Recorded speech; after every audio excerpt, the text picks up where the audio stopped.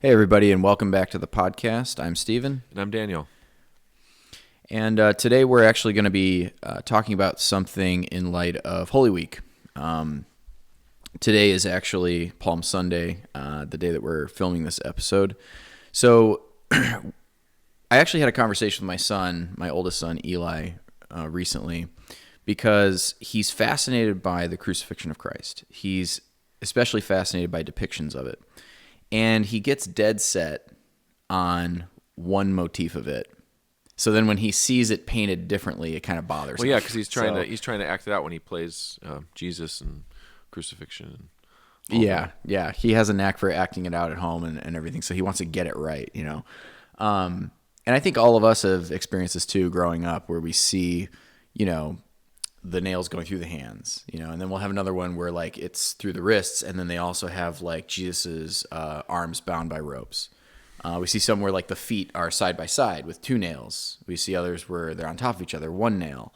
So there's all these different depictions of the crucifixion that you kind of grow up with, and eventually you learn to just accept, you know. When you run into adulthood and you're like, well, I just accept the fact that we don't really know, you know, which form of crucifixion this took for Jesus. But I think my son's frustration just brings up such an interesting topic. And so Daniel and I thought that it would be a lot of fun to kind of explore, why do we have these different depictions of Christ in Christian paintings? Being crucified. What accounts for this difference from painting to painting? Mm-hmm. So, Dan, I think broad picture, I think as a historian, the first thing I would think it would be, what did the Romans say about crucifixion? Mm-hmm. You know, but when you look at that, right, crucifixion seems to have taken many forms. Yeah. So early Roman writers of late antiquity tell us that all kinds of different forms were happening with crucifixion. You could have a crux simplex, which is just one post, and somebody is literally nailed or tied to that one single post. Seneca the Younger tells us that people were crucified with their head to the ground.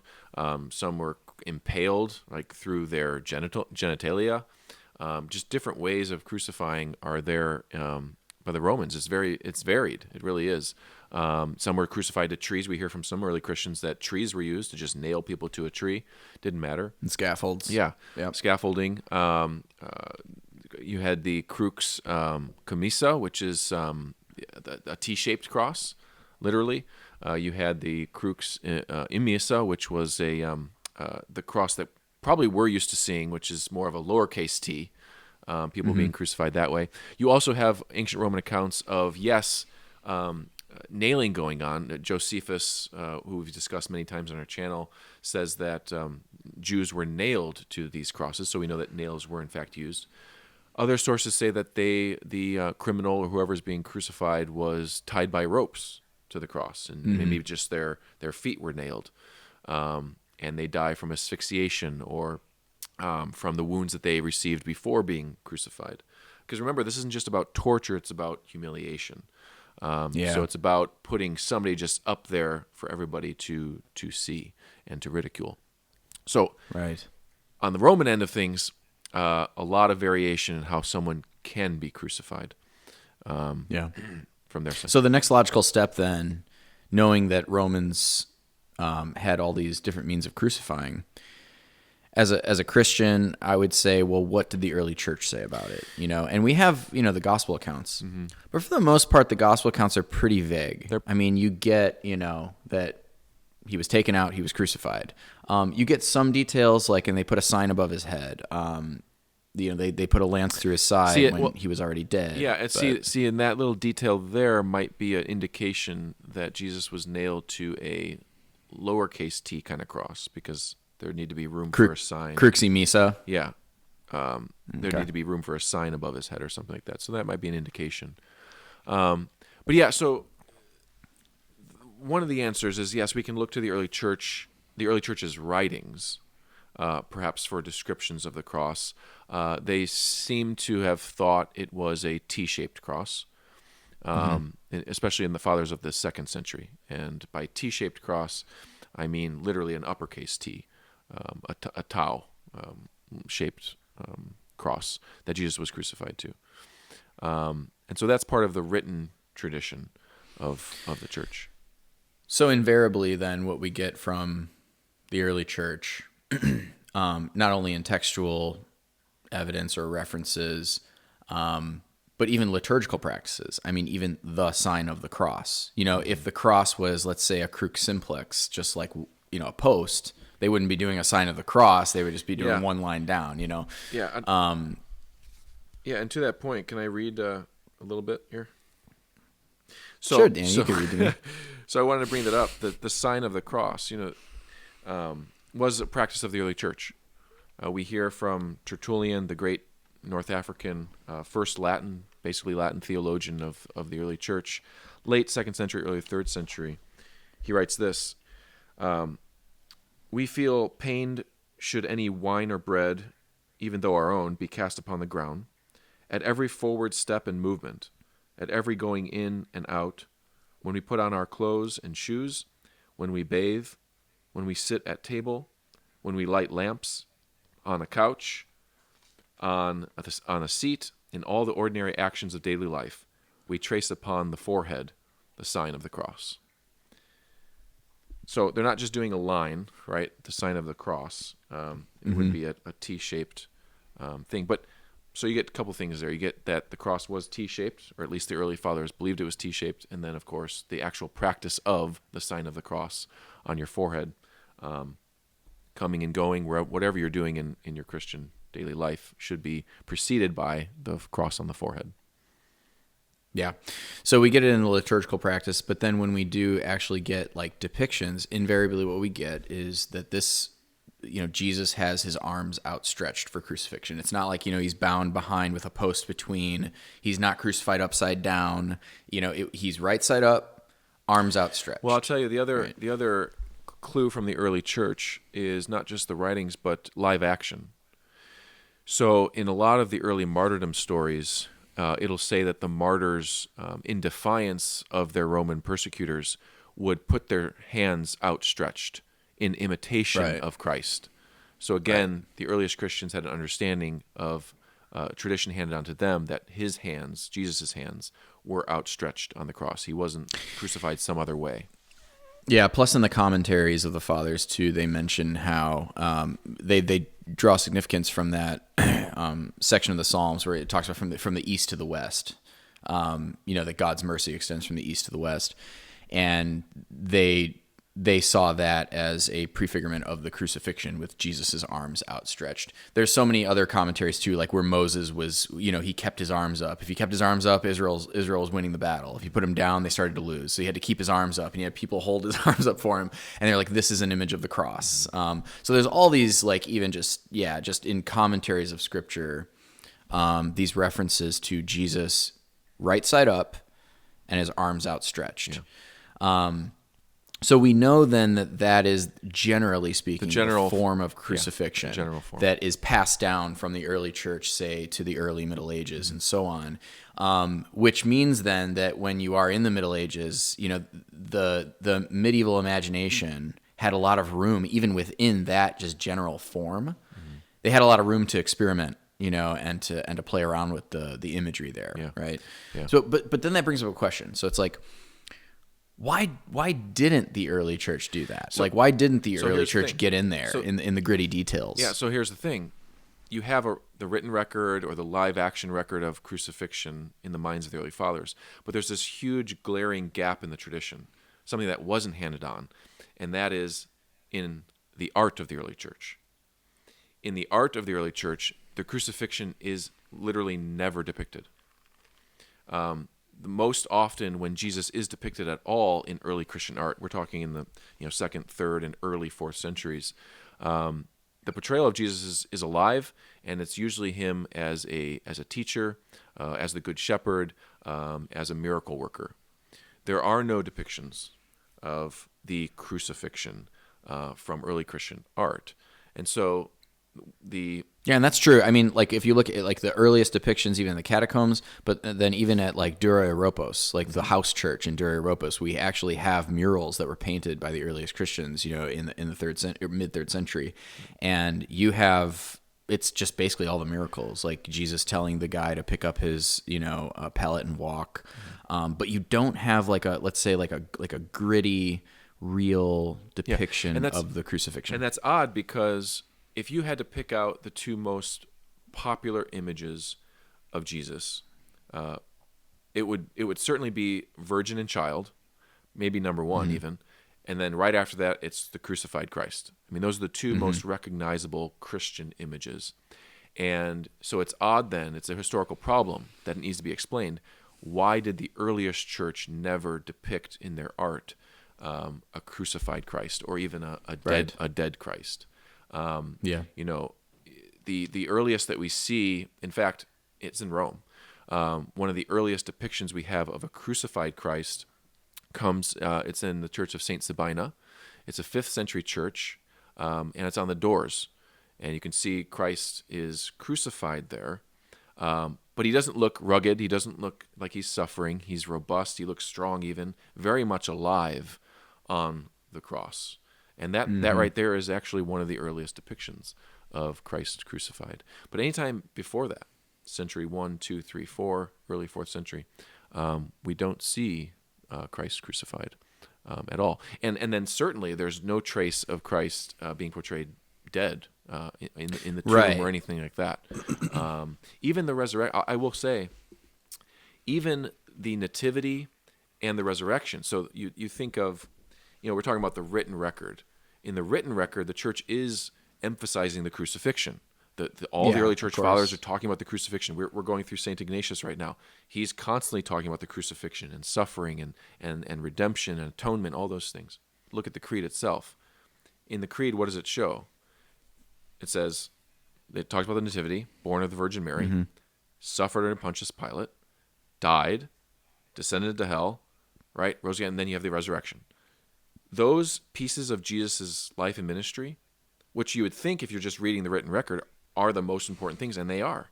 Those are the most important events in the incarnation, the cross, and the resurrection, okay? St. Paul said so himself. But when you look at the art of the earliest Christians, you see the ministry of Jesus. You see the healings and those types of things. Even if you think about the earliest heresy that we just went over, the Docetists. The Docetists believe that Jesus didn't suffer. They denied this. They were passion deniers. And so even then you would think that the earliest church would be emphasizing all the more in their writings, on the walls, everywhere, the crucifixion and the suffering and the death of Christ. But they just don't. And so that's the historical problem that historians try to solve, and they come up with different theories and things. Yeah.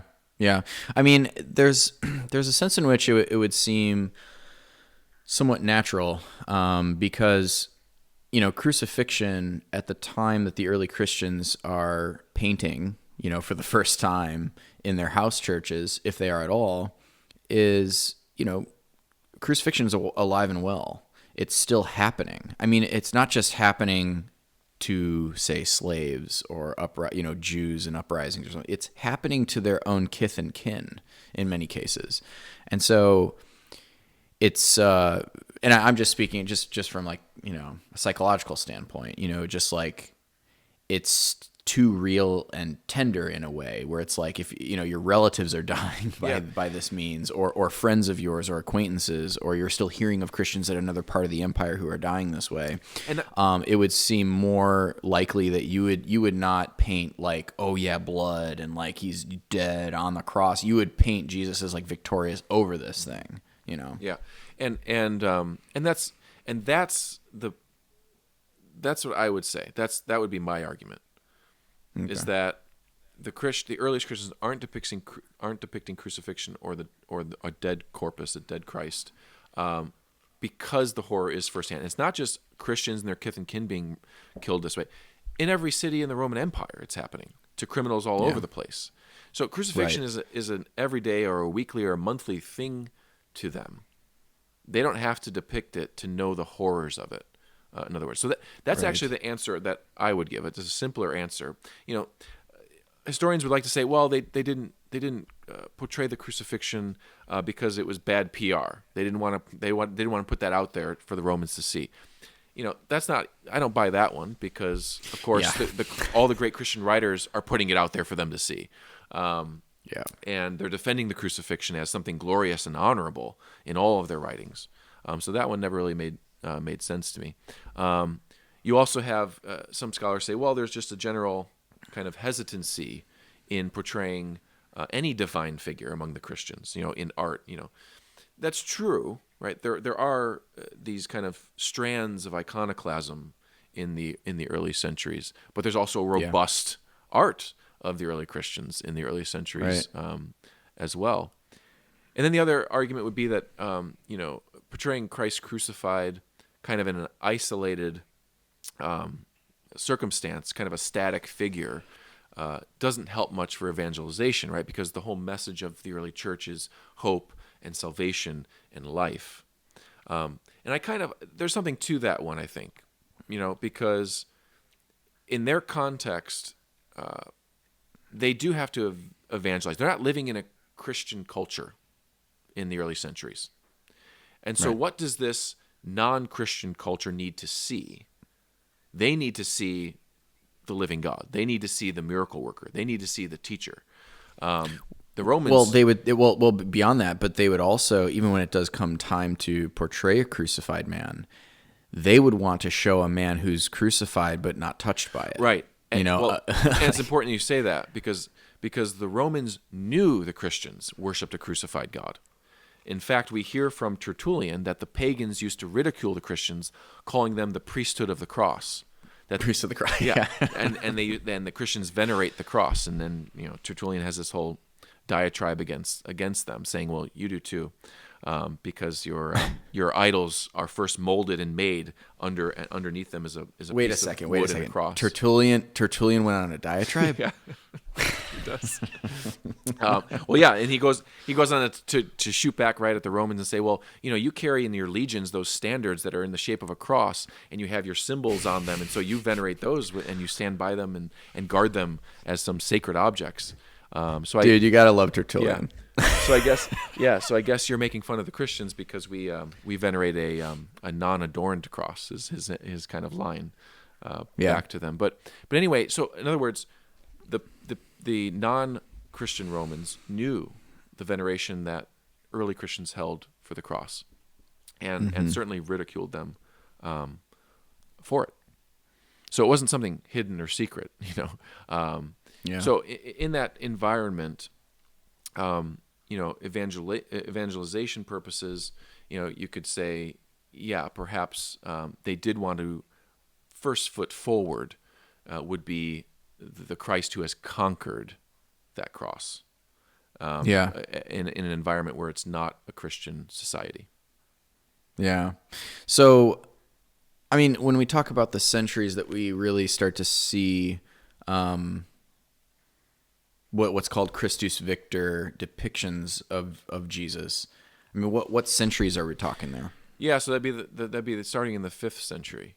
Okay.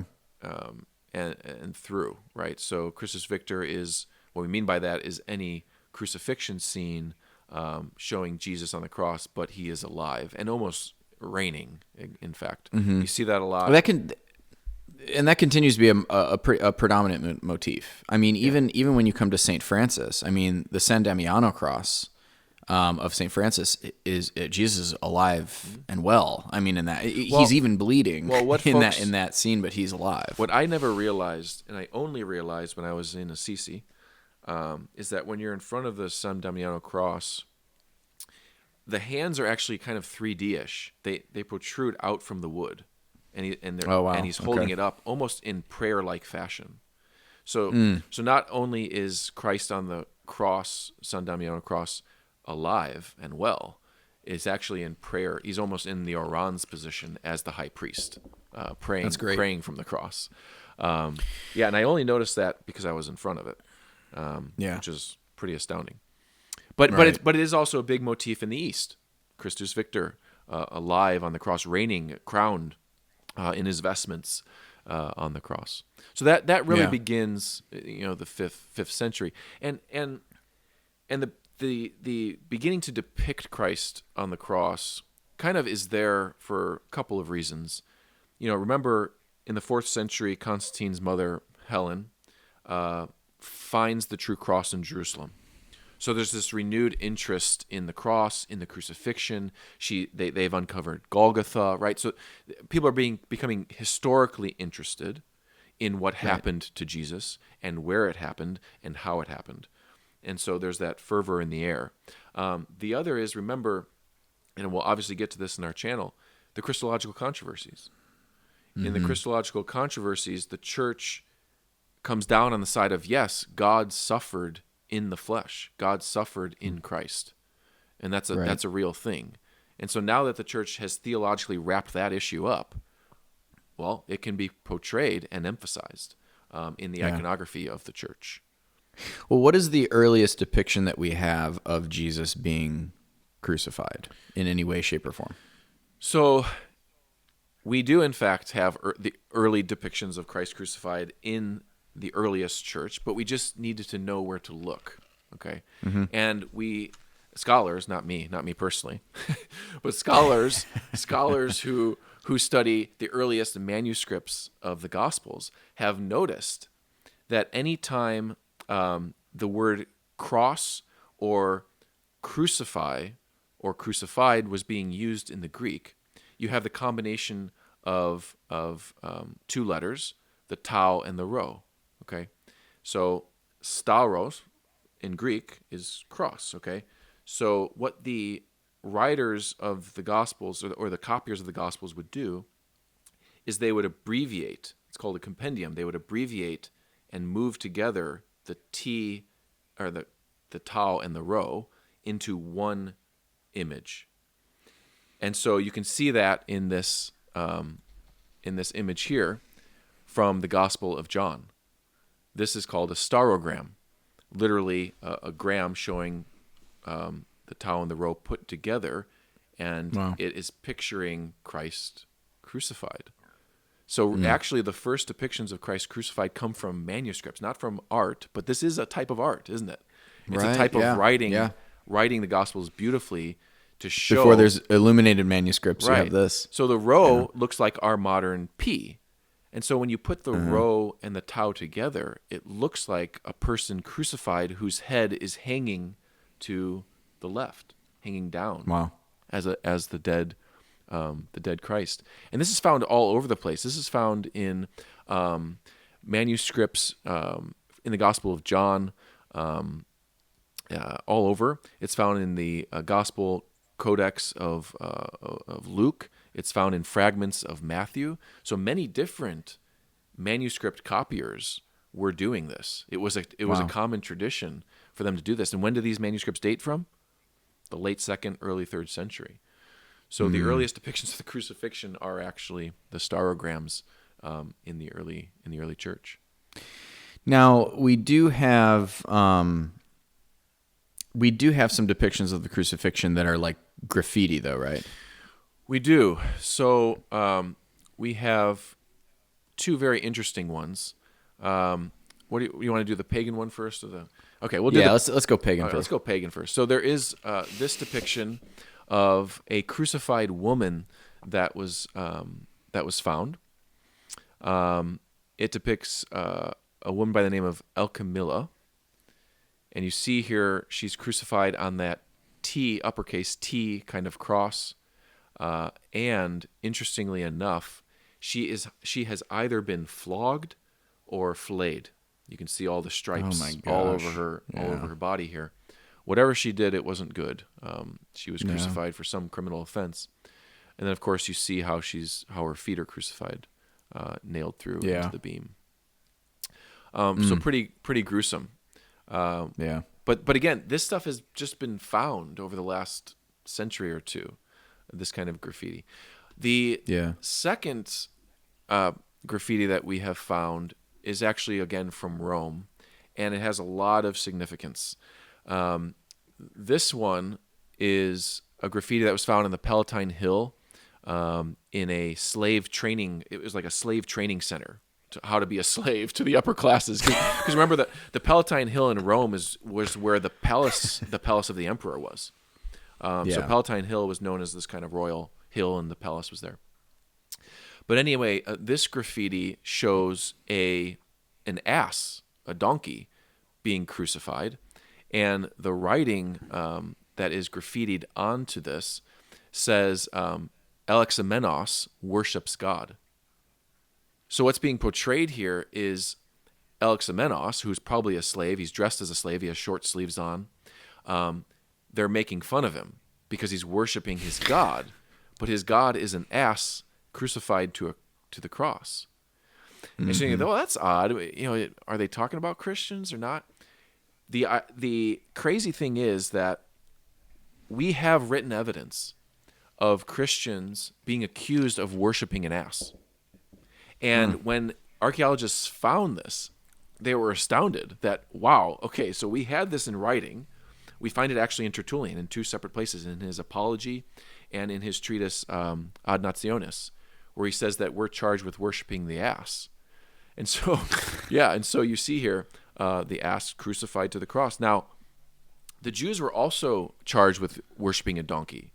And Tertullian kind of explains that it's because during the Exodus, there was a legend the Romans had about them that they were so stupid they followed a donkey or an ass around and stumbled upon the promised land or whatever because they thought the donkey was going to lead them to water or something.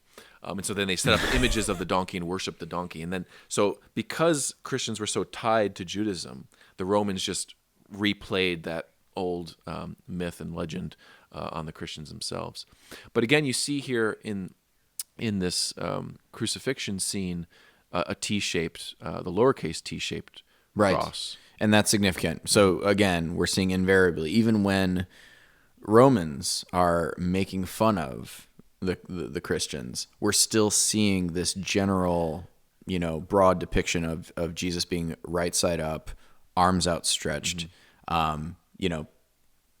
presumably on a T-shaped cross. Yeah, exactly. And so both of these graffitis date from the 2nd and 3rd centuries. So again, pre-Christian portrayal of crucifixion scenes. Right. So just to quickly then move through the history, we have with the legalization of Christianity under Constantine, we start to see Christians and the church wondering about the historicity of the faith. Not wondering about, but wanting to get close to the historicity of the faith. Wanting to see place, right? So that's why Constantine's mother, she goes to the Holy Land. She like you said, she finds the true cross, but she's also finding other things along the way and taking stuff back to Constantinople while she's at it. Yeah. But she's designating, like, here's where Jesus cured the leper. Yeah. Here's where this happened. Here's where Jesus was born. Go ahead. I was going to say, just to interject just a second, and it's getting harder and harder to understand what crucifixion was like. Why? Because in the 4th century, in 337, Constantine outlaws crucifixion. Right, and that's where I was going. Right. So you not only have this emergence of the fascination with the historicity of the faith. Where did things happen? How did they happen? And how can we get close to them? Right. So we're starting to also see the birth of a more robust culture of relics as well. But on top of that, like you said, then you have the outlaw of crucifixion. And so then as time's going to roll on after Constantine's reign, you're going to have kind of two steps of removal of Christians from the practice of crucifixion. And so then all the more does kind of the memory of crucifixion get lost in a way. And so then all the more are we eager then to kind of get back to what did it look like then. See, the reason for portraying the dying or the dead corpus for the medievalists was the same as why the early Christians didn't portray it. Portraying the dead Christ or the crucified Christ has this kind of dramatic potency that the early church did not need to be reminded of, but the medieval church did need to be reminded of it. And you see this extra focus this coming into focus on the death and the crucifixion of Christ. Yeah, but even like you said, that point about evangelization, you're not going to lead with, "Hey, here, look at this dead guy on a post." Yeah. I mean, Yeah. that's not the lead in. The lead in is, look at this live man on a post, right? Yeah. But once you move into a Christianized Roman Empire and a Christianized early medieval Europe, everybody's Christian. Mm-hmm. Like all the major players are Christian in society. So now it's totally fine, to even lead with that in your churches, in depictions of Christ in your churches, because we're all the family. We all get it, Mm-hmm. And again, this fascination with historicity of the faith. What did this look like? Where did it happen? How can I get close to it? And so then you start to really see, well, not immediately, but eventually you're going to see, for the first time, depictions of the dead corpus mm-hmm. of Christ, right? Yep. So when we start to see depictions of kind of the dead corpse, what are we talking here? Like what years are we looking at? Yeah, so you really start to see it show up in the 8th and 9th centuries, and it builds up steam by the time you get to the Crusades. There's a real focus mm-hmm. on portraying the dying or the dead Christ. There's a re-emphasis on the sufferings of Christ. And I will note here, there's kind of a theological trope that we all buy into, or that we all kind of trade in. And it's the idea that, like, in the West, we think so much about the Agnus Dei. We think so much about the Lamb of God who takes away the sins of the world. And so all of our depictions of Christ are always like sorrowful. He's dead. There's blood everywhere. It's very graphic. Mary's weeping at the foot. And then you go, in the East, it's like Christ is always triumphant, and you don't have this. Right, you don't have this emotive or emotional depiction of the crucifixion scene. It's more, I don't know how else you put it, but like kind of divinized in a way. It's dispassionate. That's a trope, or in a way, it's like a theological shorthand. But when you really think about it, when you're saying, when we're talking about the 8th century, 9th century, we start to see depictions of Christ being crucified and dead, this is also in the East. Mm-hmm. It's not just in the West that we're seeing this. This is also something that is happening in the East. Yeah. Even, and correct me if I'm wrong, the epitaphia, is that what it's called? The picturing of the dead Christ in the Eastern churches. The buried Christ, basically, in his tomb. That's beginning here too. Mm-hmm. So both East and West start to pick up on the portrayal of Christ suffering and Christ dying. Now, there's something interesting that eventually happens here, and that is that God finally kind of puts forward his depiction of his son. And what am I talking about? I'm talking about the Shroud of Turin. So a lot of people are skeptical of the Shroud of Turin for a lot of reasons that we'll briefly explain. But I accept personally the Shroud of Turin as an authentic, not just a relic, but I accept it as an authentic artifact of the crucifixion of Christ. Yeah, and his resurrection. Not as just an icon, but as a relic, as the actual relic. Correct. Yeah. Right. So, for those of you who aren't familiar with the Shroud of Turin,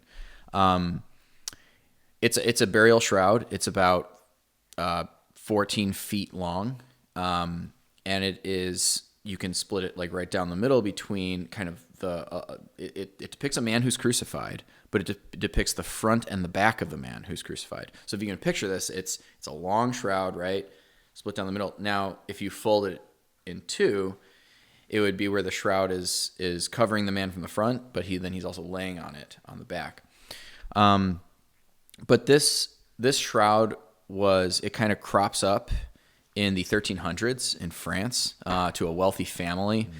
They find it in their relic collection. Now, this family happens to be the descendants of a crusader, okay, who had gone east.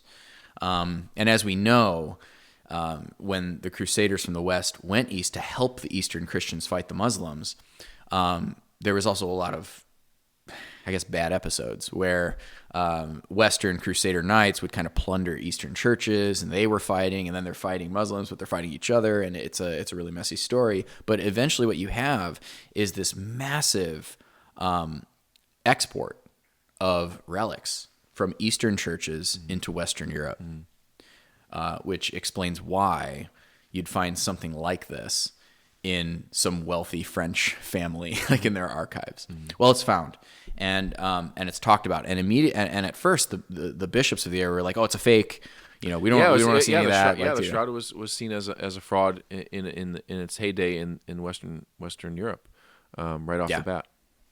Yeah, because at this time, the cult of relics, is in full force. We're talking like people are making a lot of money off of this. Through pilgrimage, people would like do anything that they could to get relics into their churches so that they could be a site of pilgrimage, because it brought all kinds of a boost and economically to the area. You even had churches that were saying, we have milk from, it got crude. It's like, we have milk from the breasts of the Virgin Mary. It got crazy, out of hand. And this is where eventually when you get into the Protestant Reformation, this is one of the things that the Protestants are bringing up, is that the cult of relics has just gotten out of control. Well, of course, the Protestants weren't the only one recognizing that. Catholic bishops themselves were recognizing that things were getting out of hand. And so there were a lot of regulations put on these things. And there were a lot of ways of telling whether or not there was a true relic or not. You can't have, like, as I think as Luther is reputed to say, you can't have 18 of the 12 apostles buried across Europe, So you have bishops clamping down on this thing. And this is an instance of bishops trying to be as conservative as possible from the get-go. It's like, okay, if we had the burial shroud of Christ, why would it pop up in the 1300s? That no way. Right. You're not going to make a ton of money off of this thing. Yep. Well, again, if you're looking at the history of this, though, there's some credence to it if they are descendants of a crusader. Okay, but you have mentions of the shroud then from the 1300s onwards. People know about it. It's kind of a it's in vogue among Europeans, but it really hits the world stage in the 19th century when it's, for the first time, it's an exhibition and it's photographed. Okay, so you have the invention of the camera. And a gentleman actually photographs this thing.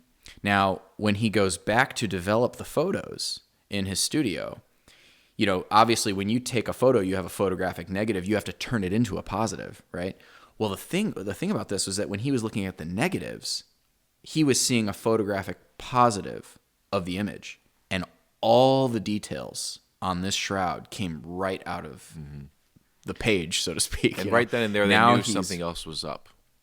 They knew something was weird. How did I get a photographic positive when it should be a negative? That was the first question. So that tells us then that the image that was on this shroud is a photographic negative. And no artist is out there painting photographic negatives, in the Middle Ages. Correct. So this is very peculiar, and this image goes across the world. It's in magazines, all the tabloids pick it up. It's a big stink. So I would say the high point for the shroud, which now is called the Shroud of Turin, the high point for this is from the 19th century all the way up until 1988. Now, in between there, you have 1978, where a team of scientists is granted from the Vatican to study it. So they bring it out, and they bring everybody. We're talking, they've got people that are in anatomy, they have people who are in biology, criminology, botanists. You have scientific photography, you have textile analysis. We're talking every field of science comes to this thing in 1978. And they do probably everything expecting that they can. Just to see a painting. Exactly. Yeah. They're doing tape samples. They're taking everything that they can that is allowed by the Vatican at this time. Now here's the things that they find. Okay, so they're expecting to find, it's just a painting, medieval forgery, done. Let's walk away. Instead, what happens is they find that the image is not dyed or painted. They don't know. Actually, the results came back inconclusive. They don't know how the image was made. Because even if it was like a burn into the image, the only way you could get that burn on there is you can't actually. You can't. It would have to be like heatless light, because otherwise you would burn right through the linen. Yeah. Okay? So The image isn't dyed or painted. There's no paint pigment on it. There's no dyes. And in fact, when they took microscopic imagery of it, what's peculiar about this is that you can actually see in the microscopic images the whole shroud, the thickness of the shroud. The image is actually only on the top layer of the threads. In other words, it doesn't penetrate. It doesn't bleed the into shroud, it. Yep. which tells you that no liquids or dyes are being used here. So there's no paint involved in this thing. Okay. They also realize that the image is 3D. So scientific photographers take pictures of this thing and they realize this is a 3D image, because typically, like, if you just laid a shroud on somebody, and then you pulled it out, it would come out distorted. Where the face would be very wide. Instead, what we have on this flat shroud is a 3D image of the man. And you can see there's great Google images of them 3Ding this shroud. It's actually striking. And the other thing that they find is that all of the red marks on the shroud are blood, not paint. And they can even tell you what blood type it was. It's type AB. It's a very rare blood type. Yeah. And what they find as well is that even the blood content, it has high contents of bilirubin, which is only consistent with somebody who is being tortured and dies by that means under great duress, because then I think it's the liver or the pancreas releases a bunch of bilirubin into the bloodstream if you're under a great torment or duress. So that tells you right there that you're like, we have a guy who is actually tortured to make this image. We have actual tortured blood. So somebody from the Middle Ages is torturing somebody by way of crucifixion and beatings, and then making a shroud just to create a hoax. Got it. Right, just so that in the 20th century, when they're able to tell what is the content of human blood, they'll be able to tell there's high levels of bilirubin here. Yeah, he knows the future people will know, so he's got to make it as real as possible. Yeah, somehow he knew about bilirubin. So, so you have that. You also have forensic analysis. They're looking at spatter. They're looking at the spill and the seep patterns of the blood, and invariably they all came out and said, this is authentic seepage. This is authentic spill. This is authentic spatter. So we have authentic blood patterns on this thing. And then we also have these detailed and peculiar wounds on the shroud. So you have a swollen right eye. The right eye is clearly swollen on the shroud. You have a severed upper lip. So the actual upper lip actually has been severed on the man on the shroud. This is interesting. Once you produce that photographic negative, you're able to see a lot of these wounds. See, in the photo, in the actual, just when you're just standing and looking at the shroud, you're not gonna be able to see this. It's really stuff. hard. I was in front of a replica actually, and it is really hard to see unless you're really up close. Even on the replica one, it's very hard to see. So you'll see okay, there's like faint, there's some red there, that's blood, but you're not gonna be able to tell. What is the seep pattern there or whatever. It's only when you do this, when you take a photograph of it and look at the negative, which turns it into a positive because you have a negative and a negative, that you finally get to see all the gritty details. And so it's from these details that we're seeing where the blood's coming from in the shroud. And what we see is that actually the nail or the wound for the feet does not go through the top, but is actually going through the heel of the man. Right, exactly. Through the heel. So again, go back to the graffiti. Go back to the earliest depictions of crucifixion. El Camilla, whatever she did, she was crucified, but you can see from the graffiti that her heels are nailed to the beam, to the upright beam. This seems to have been how many crucifixions occurred. A medievalist, if they were portraying a crucifixion, of course, they would portray it how every artist everywhere in the entire world in the Middle Ages portrayed a crucifixion. And that was through the top of the feet. Yeah. Everywhere he goes, through the top of the feet. But this graffiti shows that it's actually through the heels on the sides of the beam. And then you're saying the Shroud of Turin, which is supposed to be a medieval forgery, shows the wounds in the heels of this crucified person. Yeah, so it's peculiar because it's not what you would expect of a medieval painting. You wouldn't expect him to put the nails through the heel. You'd expect it through the top of the feet, either two nails or one nail, right, through the top of the feet. But we've got it coming through the heel. Now, you also have the depiction of it going through the wrist rather than, I mean, almost every medieval image has it going through the palm of the hand. But what a lot of criminologists and forensic analysis, these people have realized that, like, if you were to put a nail just through the soft part of the hand, it's not really enough to hold the weight. It'll just literally, if they're not roped, if they're not roped up, it'll literally just go straight through. So what we find on the shroud, though, is that actually it's a diagonal. It's through the wrist, and then it comes out of the back of the hand. And that has been shown, in subsequent years by experiment, shown to be able to support the body. Well, and that was a concern with the Romans in crucifixion, is them having to secure them, because there may have been episodes where people could pull themselves out.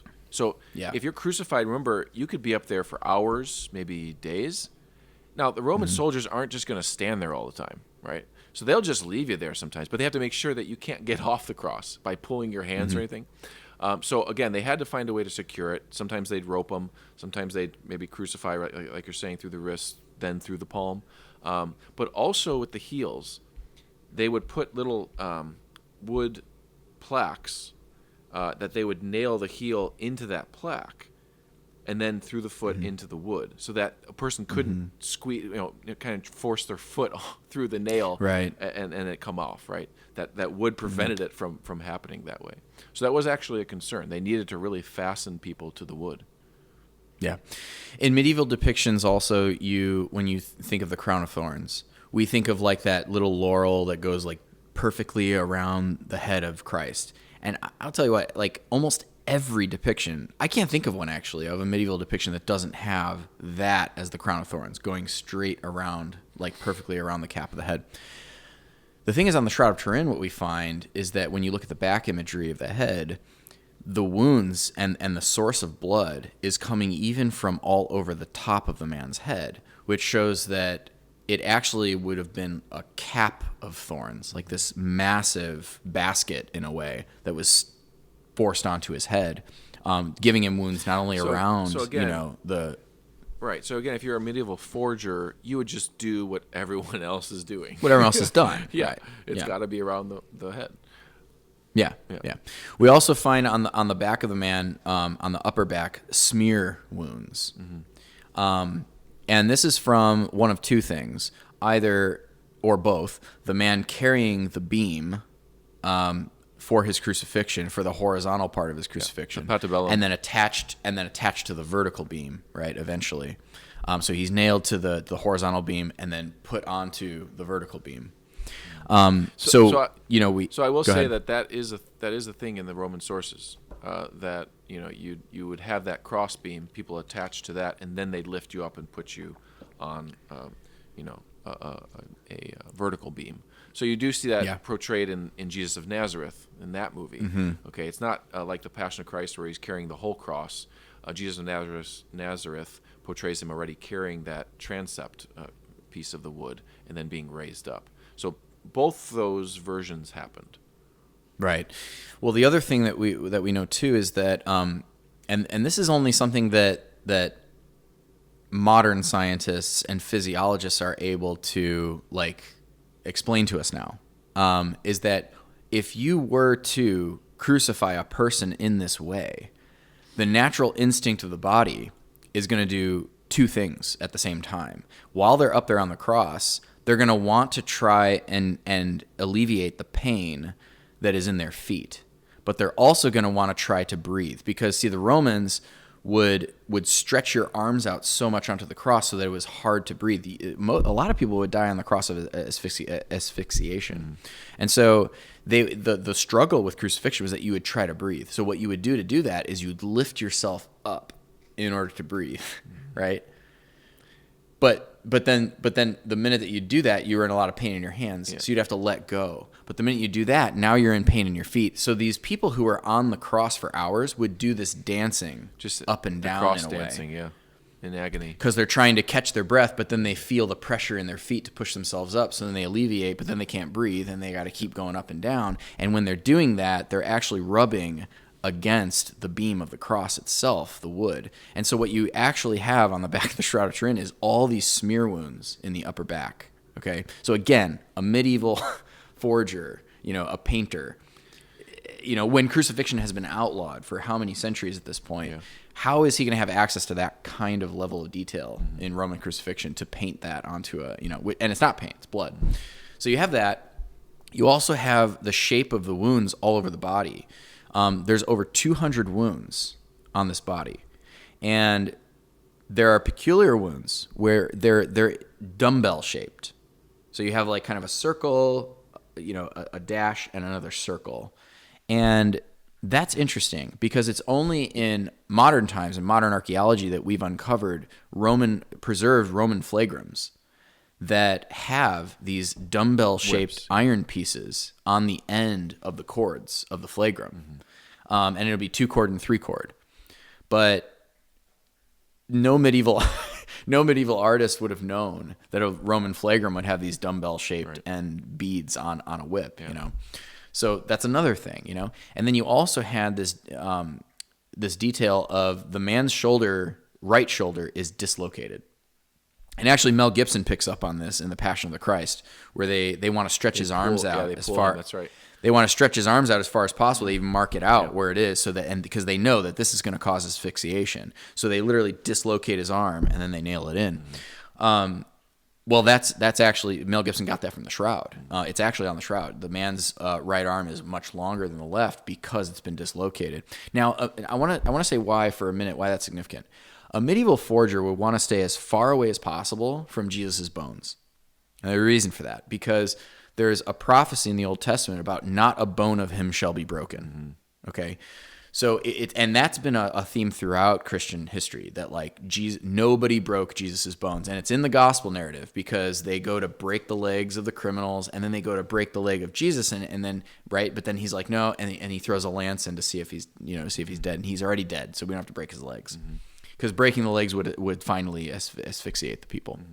So, you have this level of detail that wouldn't be necessary to a forger. It wouldn't be necessary for a medieval forger to put in. Okay, so that's 1978. So that's what they find in 1978, and this is just, it puts the Shroud on the world map, and the high point of people flocking to the Shroud really is from this 1978 to 1988 period. And then, of course, in 1988, you have the famous carbon infamous dating. Infamous carbon dating, where it was a team actually, and it was actually 3 separate labs, where the Vatican actually allowed them to cut off pieces of the Shroud, amazingly. And 3 separate labs did a carbon dating, and one of those labs was actually headed by Dr. Ray Rogers. And it came out to somewhere between the year 1260 and 1390. Okay. So that... which would kind of match up with when it shows up. Yeah. So right there, that sealed the deal. That was it. And actually, it's from 1988 onward that knowledge of the Shroud even decreases. Well, because I'll tell you what happened is that not only did people stop believing that it could be the actual relic, but scholarship from that point on forgot about it and didn't really want to touch it again. It was kind of just taboo. And so you didn't have academic scholars writing about it and researching about it at all at major university levels. And so it kind of gets forgotten, and it's not talked about anymore at that level. Right. And it's really frustrating for a lot of people who have followed Shroud research throughout the years, because most people are still, they only know about that outdated information of the carbon dating, and that's it. That was it. The carbon dating did it. That, it's a medieval forgery. No matter what else interesting is on it, done. And there's a lot of skeptic scientists today who just sort of keep repeating the 1988 carbon dating. But there's a lot of things that have happened since then, and especially in recent years. You have in 1999 this groundbreaking method of pollen dating that happens. So you have this, I believe, is a Jewish scholar or a scientist. His name is Avinoam Danin. And he's of the Hebrew University of Jerusalem, and what he does is he pollen dates the shroud. So he actually takes not only images of the pollen on the shroud, microscopic images, but he also even has some samples from that 1978 trip. So he actually starts to do the dating, and he comes out to a date of at least sometime before 800 AD, and specifically in Constantinople. This method of pollen dating is fascinating because it not only can tell you year, but it can tell you location. Because of the pollen strands that show up and because of how pollen develops and all this kind of stuff. People use it, by the way, for solving murders today. They use pollen dating, like to say like, oh yeah, well this body didn't originate here. It actually originated in Philadelphia because of the the pollen mix.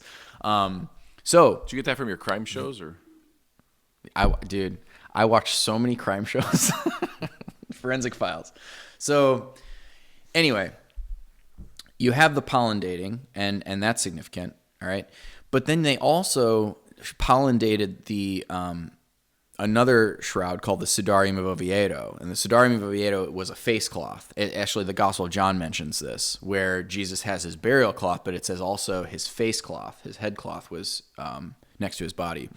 The theory, of course, is that you had these two cloths, face cloth and burial shroud, and they actually ended up taking two different trips from Jerusalem over to Western Europe. The Shroud of Oviedo ends up going through North Africa and making its way to Spain, hence in Oviedo. The Shroud of Turin makes its way north to presumably Edessa, over to Constantinople, and then the Crusaders eventually, in that big export of relics, take it into Western Europe. So that's the theory, right? The running theory. But we know for sure, and all historians agree, that the shroud, that the Sudarium of Oviedo goes back to 570 AD. And what do we got on there? Type AB blood type. Okay. Which already makes it like, because that's a rare blood type. But then you also have the blood patterns have been, like the seep patterns, have been matched to the head of the man on the shroud. So that's very interesting. They can align, right? The Sudarium, if you wrap the Sudarium a certain way on the head of the person in the shroud, blood spatter patterns all align, right? Yeah. Seep patterns. Yeah, you can literally put them on top of each other. And actually, the BBC did a documentary on the shroud not too long ago with trying to update people on the most recent evidence. And one of those was to put the shroud and the Sudarium of Oviedo on top of each other to look at the blood patterns, and it matches perfectly. So like, okay, that's interesting. So at one time or another, these two claws had to be together. Yes. And if we can for sure date the Sudarium to at least the 6th century, well, that kind of brings into question the carbon dating on the Shroud of Turin. Exactly. And and the reason that we know that is because a man named Antoninus of Piacenza, he wrote in his memoirs that the Sudarium was being cared for in the vicinity of Jerusalem in a cave near the monastery of St. Mark, and this is in the year 570. Thank you, Antoninus. Thank you so much, Antoninus. Oh, sorry, Antoninus. Learn his name, man. All right. Give him respect. So that's 1999. Right on the heels of that, in the year 2000, you have Joseph Marino and Sue Benford. These are, I think one guy was a college teacher. The other person, Sue Benford, she was a textile expert. So she's an expert in textiles. Okay. Well, I don't know if they were Catholic or not, but they're just interested. They get interested in the shroud for some reason. And she starts looking at the X-ray analysis of the sample sites of the shroud. And she's like, well, wait a minute here. Being a textile expert, I see a seam going straight through it right there in the thermal imagery and in the X-ray imagery.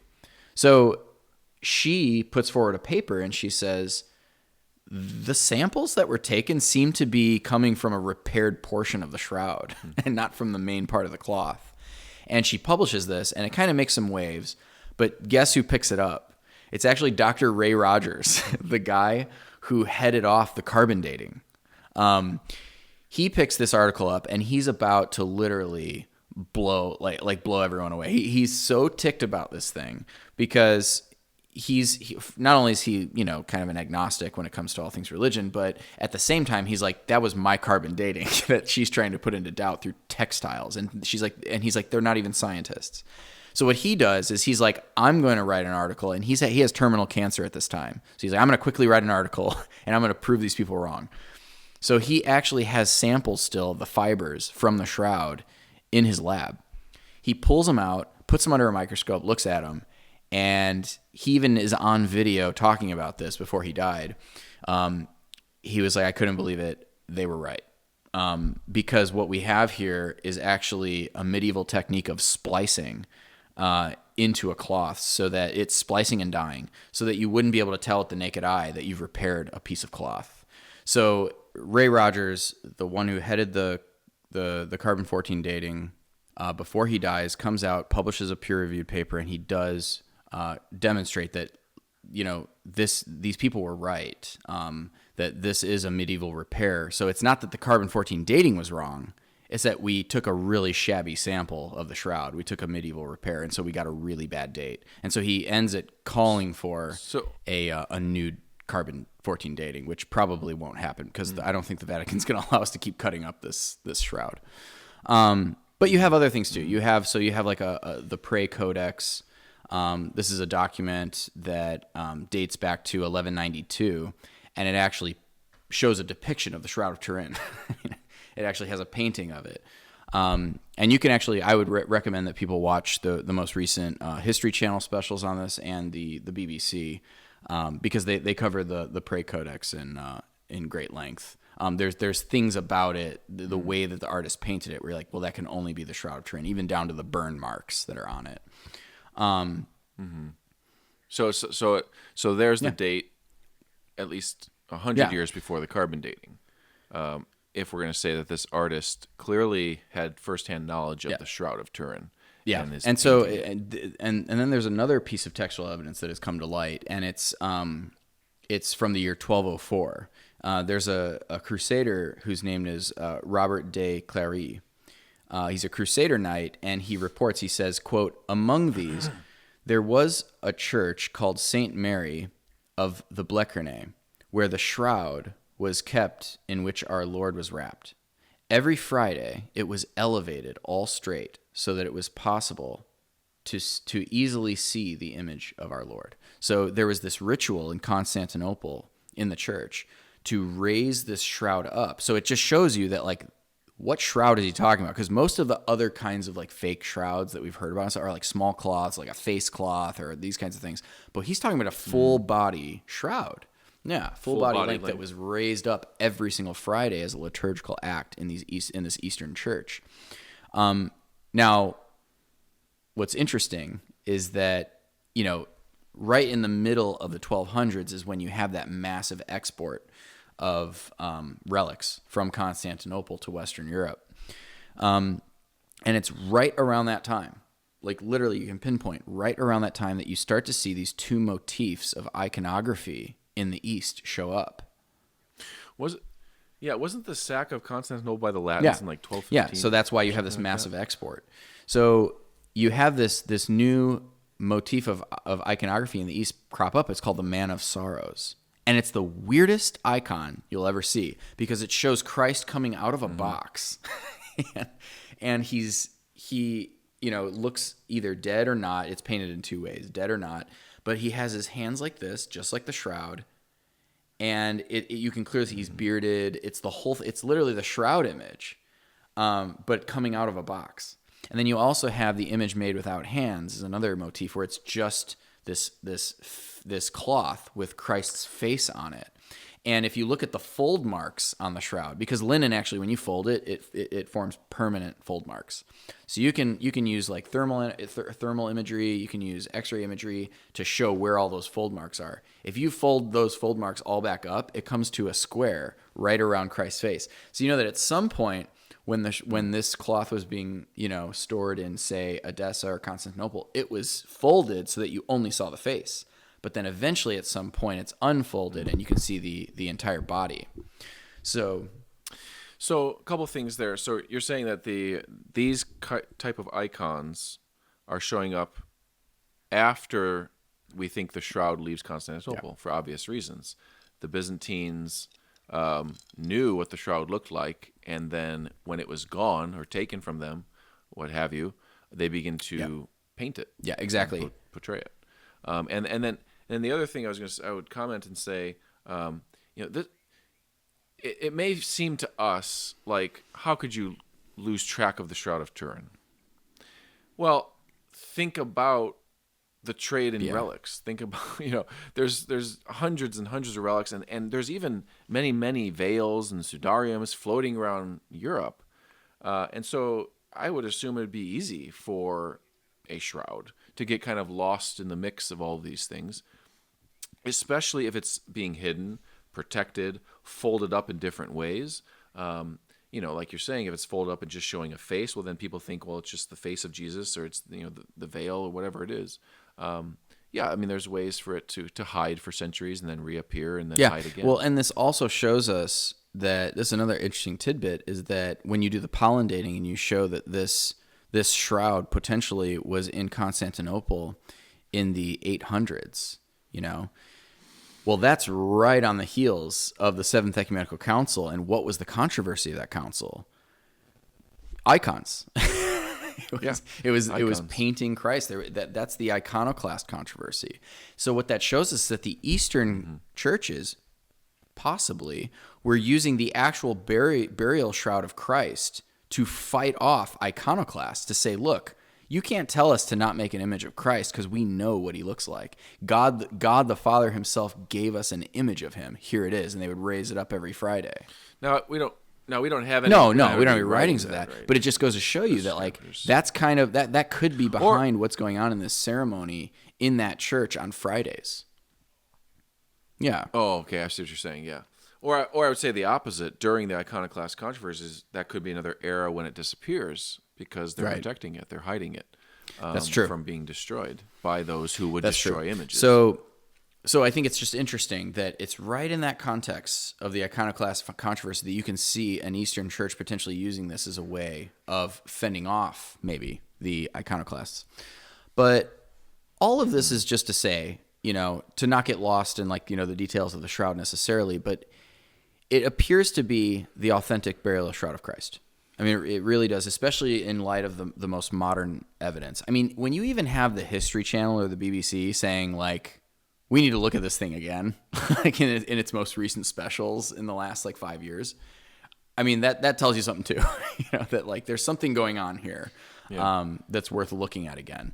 Well, on the one side of it, you have the carbon date, and that's the one thing that would make you doubt it. On the other side of it, though, you have all these historical reasons. And reasons why the shroud shouldn't be depicting the things it's depicting, but it got it right, based on archaeology, based on what we've seen in the written record, what we've seen in paintings, those types of things. So there's this weight that's on the other end of it, but then there's just that carbon dating, the thorn in the side. But then you have all this other scientific, like new methods of dating that are popping up too that contradict it. And so you're like, okay, well, if it's falsifiable, we have to at the very least have to go back and look at this thing again.